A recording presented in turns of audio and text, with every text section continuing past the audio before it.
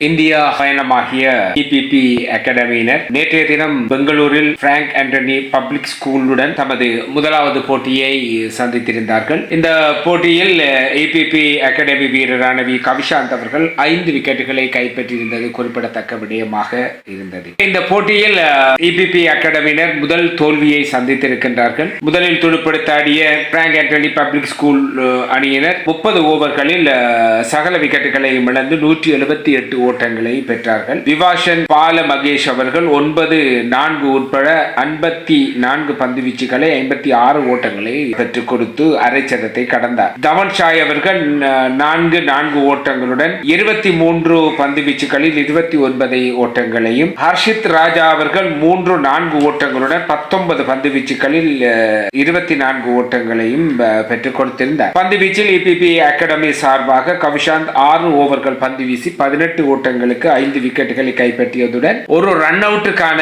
பந்து சேகரிப்பையும் செய்து மொத்தமாக 6 பேர் ஆட்டமிழப்பிற்கு காரணமாக இருந்தார். கோஸ்மிதன் அவர்கள் 6 பந்து வீச்சு ஓவர்கள் வீசி 30 ஓட்டங்களுக்கு 3 விக்கெட்டுகளையும், சந்தோஷ் அவர்கள் 6 பந்து வீச்சு ஓவர்கள் வீசி 36 ஓட்டங்களுக்கு 1 விக்கெட்டினையும் கைப்பற்றி இருந்தது குறிப்பிடத்தக்க விடயமாகும். பதிலெடுத்து ஆடுவதற்காக களமிறங்கிய இபிபி அணியினர் 52 ஓட்டங்களுக்கு சகல விக்கெட்டுகளையும் 20.5 ஓவர்களில் ஆட்டமிழந்து தோல்வியை தழுவி கொண்டனர்.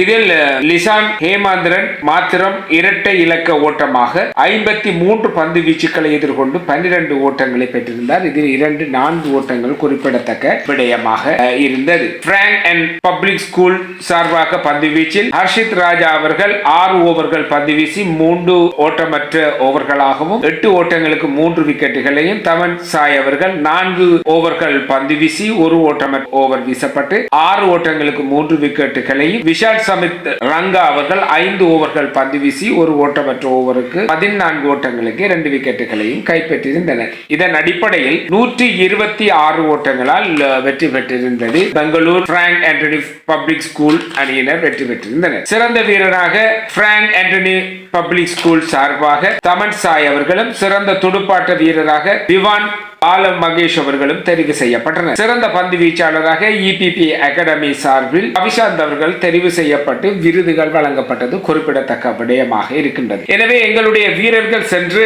முதலாவது தோல்வியை சந்தித்திருந்தாலும் எங்களுடைய வீரர்களுக்கு நாங்கள் கூறும் மறுமுறை வெற்றி தோல்வி என்பது பெரிய விடயம் அல்ல. எங்களுடைய வீரர்கள் அடுத்த போட்டியை சந்திக்க இருக்கின்றார்கள். எனவே அவர்களுடைய சென்ற பயணம் அனுபவம் பெறுவதற்காகவும் அனுபவ ரீதியான சகல விடயங்களை கற்றுக்கொள்வதற்காகவும் இருக்கும் என்பதனை தெரிவித்துக் கொள்கின்றோம். கவிஷாந்த் அவர்களுக்கு எங்களுடைய வாழ்த்துக்களையும் பாராட்டுகளையும் தெரிவித்துக் கொள்கின்றோம்.